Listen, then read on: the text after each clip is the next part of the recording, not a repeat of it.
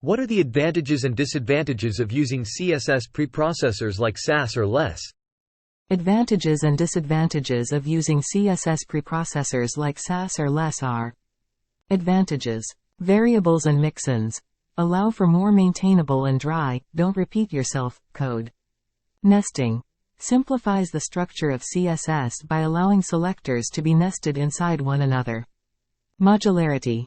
Ability to organize styles into separate files and import them as needed. Functions and operators. Sass and Less provide built-in functions and operators to manipulate values. Disadvantages. Learning curve. Requires learning a new syntax and concepts. Tooling.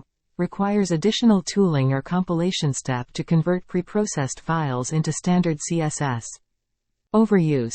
Overuse of features like nesting can lead to overly complex and inefficient CSS output. Dependency. Projects become dependent on the preprocessor, making it a required part of the build process.